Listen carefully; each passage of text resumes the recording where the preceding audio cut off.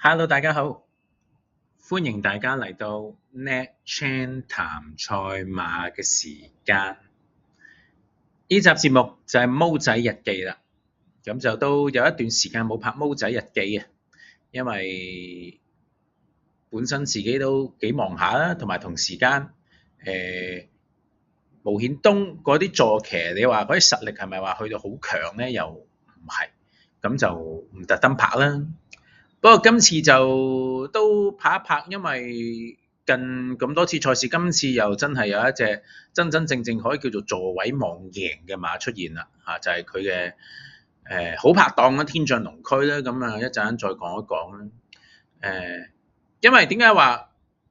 座位望贏嘅，即係因為之前嗰啲馬，你叫話毛顯東嗰扎馬咧，即係佢騎喺座騎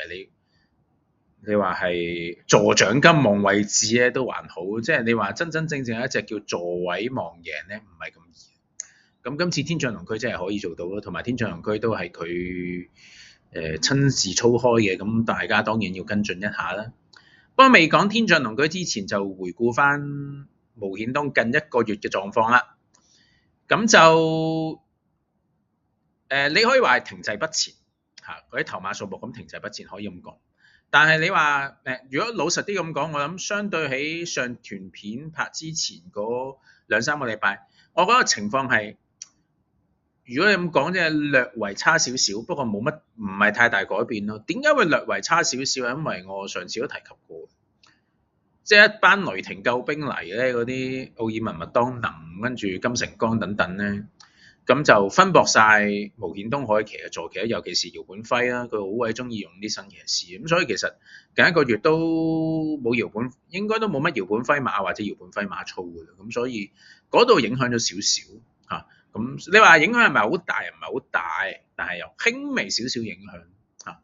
咁近期嘅坐騎，咁毛顯東就川羅洞區嗰次跑完第5之後，連續2次入位啦，咁。我覺得恰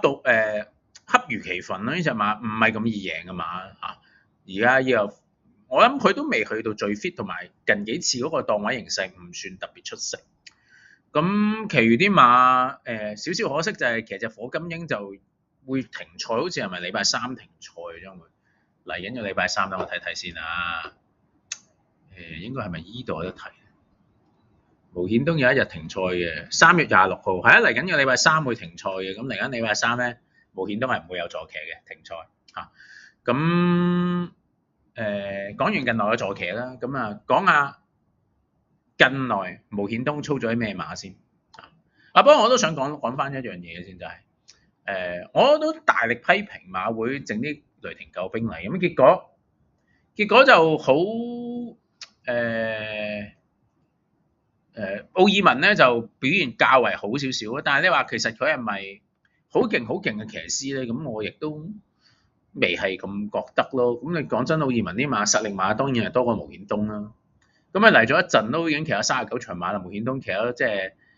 由季頭騎到而家都得67場頭，67場馬，咁佢都騎咗39場奧爾文。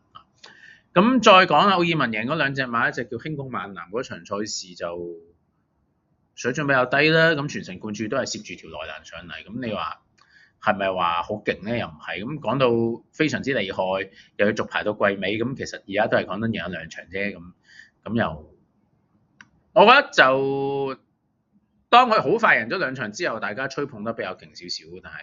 我諗都係一個正常嘅騎師咯，又唔會話係咩天選之人咁樣樣噶，我估計係咁啦嚇，咁但係繼續睇落去啦。不過講完奧爾文嚟講毛顯東。毛顯東係近來俾何明年爬咗頭啦，本身咧力壓住何明年得2場頭馬，不過近期咧何明年贏咗2場頭馬啦，就反給毛顯東嚇。不過唔使理人嘅，我覺得毛顯東就我都講過啦，咁今季希望我繼續維持係有5至6場頭馬咁就會好啦。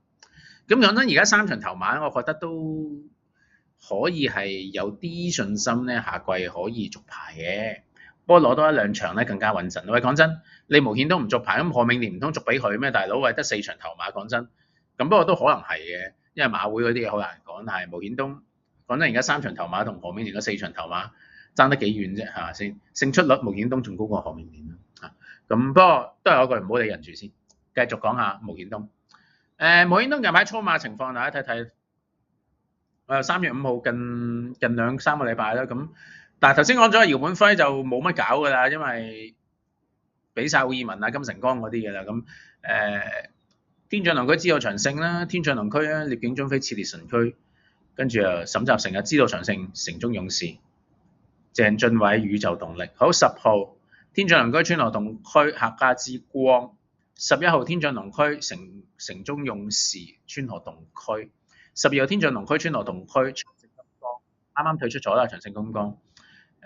小刺蛋啊，啱跑完。13號沈集成都長勝金剛啦，啱啱退出咗嘅。順善寶小刺蛋，沈集成14號順善寶長勝金剛，15號川羅洞區，17號天象龍區川羅洞區年年幸運都係沈集成啊。跟住呂建威沈集成啊，18號都係天象龍區啊，川羅洞區啊，領創動力。19號都係天象龍區啦，跟住沈集成就係超超比智醒大將，20號都係天象龍區啦，沈集成顏色勇士。咁你見到就呂建威天象龍區啦，膽嚟㗎啦，同埋沈集成都繼續係有馬俾佢操嘅，咁都好事啊。間唔中咪攝啲無偉傑、鄭俊偉啦，但係嗰啲都係唔多，因為無偉傑嗰場咁啱小刺蛋，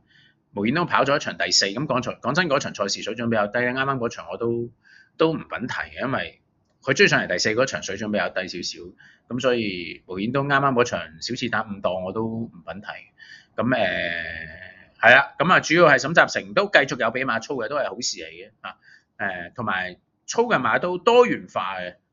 嗱，因為呂健威你淨係俾隻天象龍區佢啫嘛，咁沈集成都多元化嘅，都有唔同嘅馬俾佢操啊，有啲降膽啦，但係有啲都係多元化嘅。咁我諗去到季尾都有啲機會嘅，沈集成會繼續俾多啲實力馬，因為今個禮拜沈集成亦都俾咗好多馬，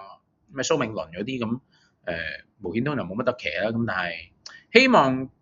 過埋禮拜3停賽，下個禮拜開始無顯東同沈集成會多翻少少合作，咁咪最理想。不過講完咁多啦，講下天象龍區。天象龍區呢場我覺得都可以做到係座位望贏，因為其實嗱佢繼續真情呢隻馬，咁但係你見佢都循序漸進嘅1400、1400、1600，跟住今次1800，我覺得以佢嘅腳法啊等等咧，我覺得真情1800冇乜問題啊。上次當然係非常驚喜12檔，即係唔知點解咧可以攝到埋嚟貼住條欄，因為直路攝住2搭啦，跟住直路拉出嚟衝，咁我哋再睇一睇佢個直路。我都覺得係值得注意一下嘅直路。我哋睇天象龍區啊，攝咗個2搭靚位啦。今次個位4檔都係呢啲位嚟嘅咋，可能會守埋 box 或者貼住條欄都未定。但係2搭3位最差嘅情況就係2搭呢個位㗎啦。咁其實都係好嘅4檔嚟講。咁啊，好啦，跟住我哋拉出嚟喂，佢贏有目共賞嘅呢場係咪先？有目共賞呢場轉咗艾杜拿好差，係特別差呢場，跟住就好勁啦湯寶生。但係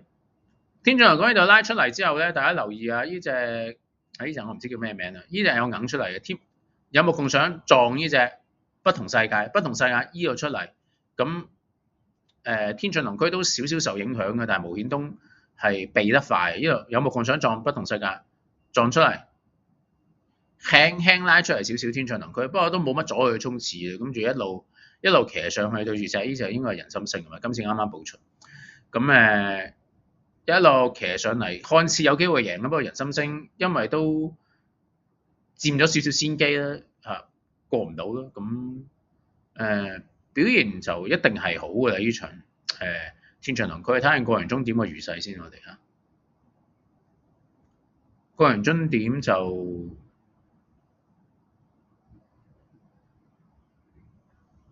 嚴謹上嚟講個勢唔算係最出色嗰隻咯，但係佢都係 hold 住。所以嚟講嗱，而家我睇埋呢段片咧，個長力方面可能係爭少少嘅，講真。但係上次你話個步速係咪話去到好慢？都係快，步速係正常，可能甚至係睇下係咪正偏慢少少嘅步速，翻到嚟咧過完終點咧餘勢唔係好勁咧。其實而家我收翻頭先嗰句，我其實有少少擔心個長力。咁啊睇呢場做法咯，但係呂健威我諗都唔會無故爭情嘅咁我相信呂健威都本身自己有信心咯。但係呢場馬檔位形勢就好啦，場場水準都係高嘅問題就係長力應唔應付到天象龍區。咁呢啲就相信呂健威咧，我都有一句，咁呂健威報得呢場，咁我相信佢都覺得 OK 啩咁樣樣。咁所以呢場馬，我覺得天象龍區係如果真係有場力嘅話，係做到座位望贏嘅。不過對手都係有喺度嘅，嗰啲和平波啊，安可上次係贏得好勁啦，人心星前嗰次，即係佢前嗰次跑咪就係贏天象龍區咁，當然人心星加咗分上去啦，奔放啦，上翻1800啊，上次1000都唔得，包裝名區都係勁，咁即係其實都幾多好馬喺度，咁所以天象龍區係有能力做到座位望贏，咁但係都好好睇下佢，我覺得走嘅形勢，我哋相信無險東啊呢場賽事。擔心係佢個場力對手都多，咁所以我諗會一堆好近翻嚟都未定呢場馬，因為我頭先講嗰幾隻咧，全部都係有能力嘅馬但係對方有能力，天象龍區本身都係有能力咯，有場力嘅話，我覺得係有希望可以做到座位望贏嘅。咁唔知大家對呢個無險東呢隻天象龍區禮拜日賽事嗰個機會如何，有咩睇法咧？咁都可以留一留言。如果大家想幫無險東打一打氣咧，都繼續留言，咁希望下個禮拜開始停完跑埋聽日天象龍區，希望有好成績。禮拜3停賽之後，無險東下個禮拜開始可以再多翻少少坐騎，咁就為止之班啦。多謝大家支持，下集再見，拜拜。